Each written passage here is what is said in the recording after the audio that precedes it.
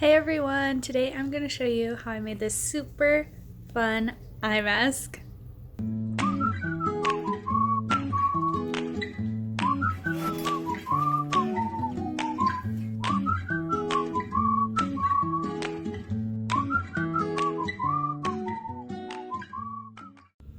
What do you think, Armani? Do you like it? What do you think, buddy? Oh no. It's an imposter, isn't it? So today we're going to be making a bunny sleep mask, and for this I have used the sleep mask pattern from treasury.com, and I will be modifying this pattern in order to add a bunny ear. For the ear there was no pattern, so what I've done is I took a 3" by 2" piece of paper and I folded it in half, and I just kind of made a curve with my pen and just cut that out. So this is going to make the ear. For each of these, you'll for the sleep mask, you'll need to cut 2 pieces from the fabric and then 1 piece from the fusible fleece. So I have my outside fabric and my inside fabric, and then I have my fusible fleece. If you don't have fusible fleece but you just have some batting or regular fleece, that should work fine. Just fusible is a little bit easier to work with and stays put while you're sewing. And we'll need the same thing for the bunny ears. We're going to put 2 ears around the outsides, so we'll need 2 of these. For the bunny ears, I've done the outside fabric, which will be the back of the ears for the mask, and I've chosen this really super fun polka dotted fabric for the inside of the ears, just to add like a little bit of contrast.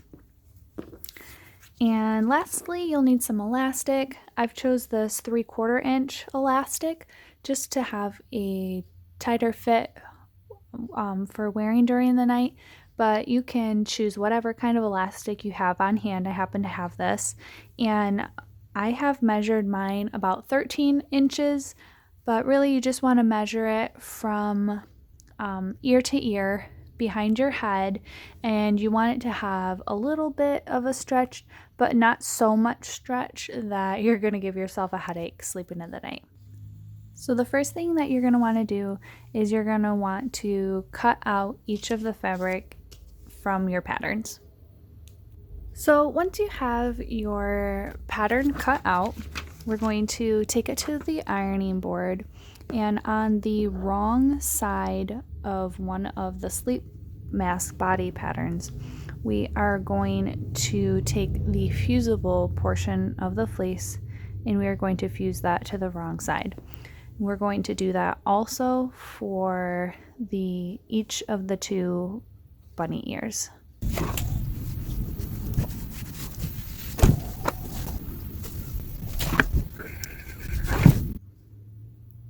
So after we have each of our fusible fleece pieces attached to our fabric, next we are going to assemble the ears, and we will put the fabric right sides together, and we're going to sew 1/4" around the entire outside.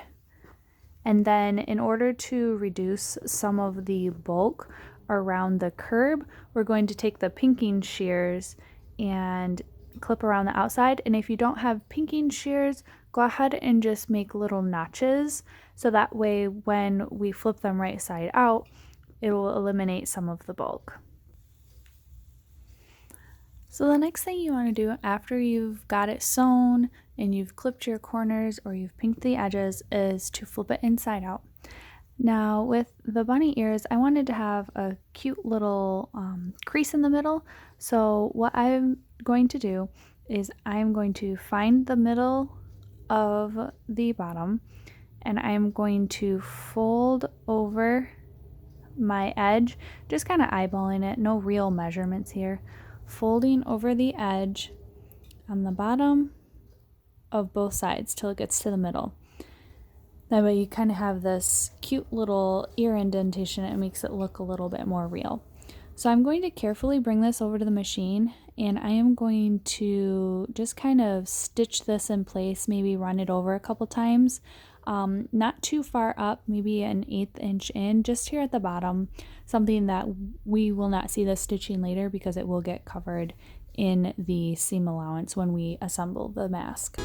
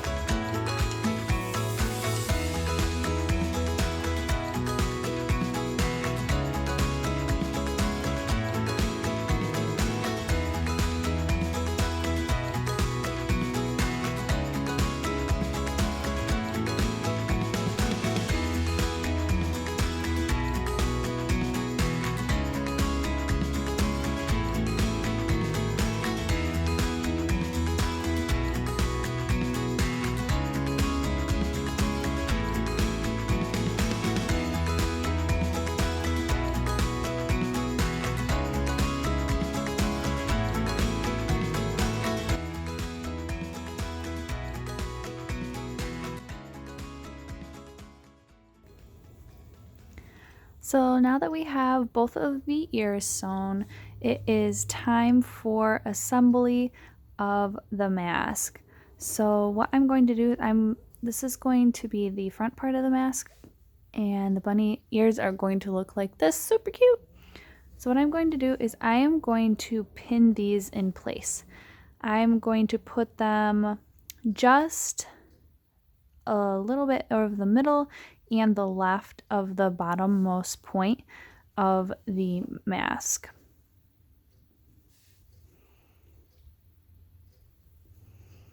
And what I'm going to do here is I'm going to take my pins and pin each of these in place so that way as we're assembling the mask, they're not moving around.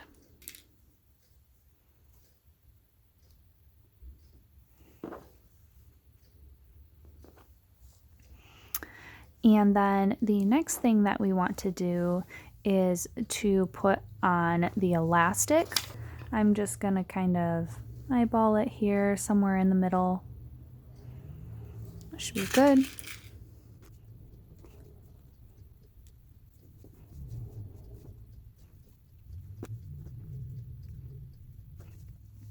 And then you want to make sure that the leftover part of your elastic, this bigger part here, that you kind of fold it up. I like to put a little binding clip on it just to keep it out of the way because you don't want it to accidentally come down and get stitched down with your seam allowance.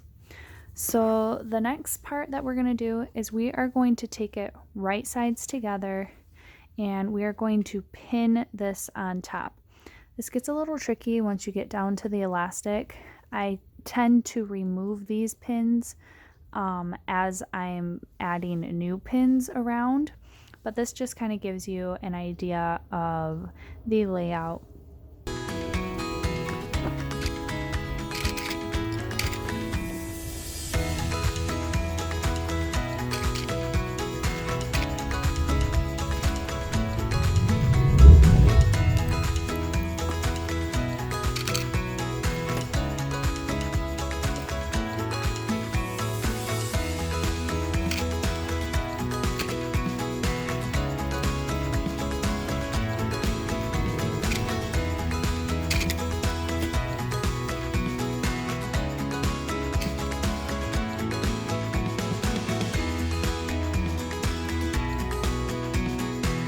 So after you've pinned all the way around, you want to go back and leave a gap so that way you have some place to turn this inside out. And we are going to leave that between the two ears. So I'm actually going to remove that pin.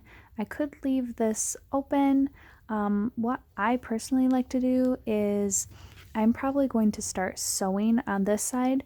So what I'm going to do is I'm going to actually leave a clip on this side as a visual reminder that as I'm sewing around, this is where I need to stop.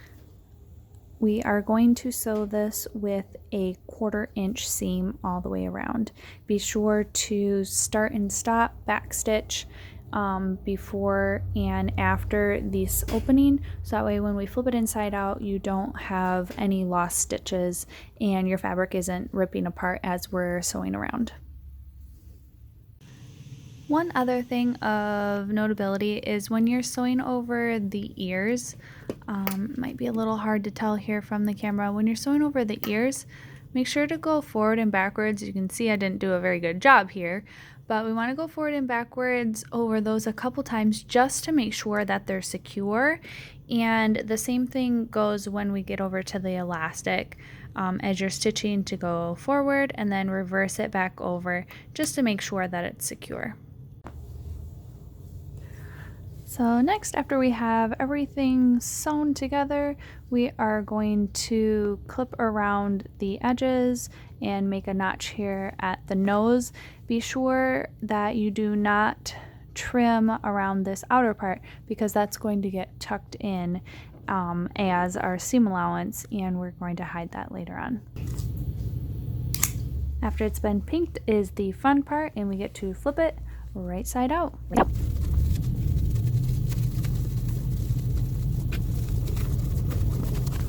Here's where if you have like a boning tool or a chopstick, you're going to want to use it to push these seams out. Make some nice crisp edges.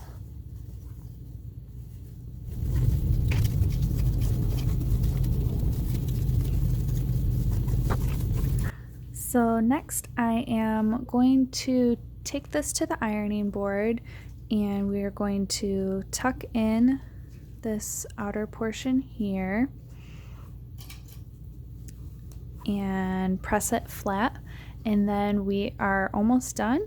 We're just going to do a top stitch all the way around just to make sure everything is nice and secure. We'll come back when it's finished. And here is the final product. As you can see, the top has been sewn shut, and we've done a top stitch all the way around, and we're ready to wear it to bed. Alright, come. It's time for night-night.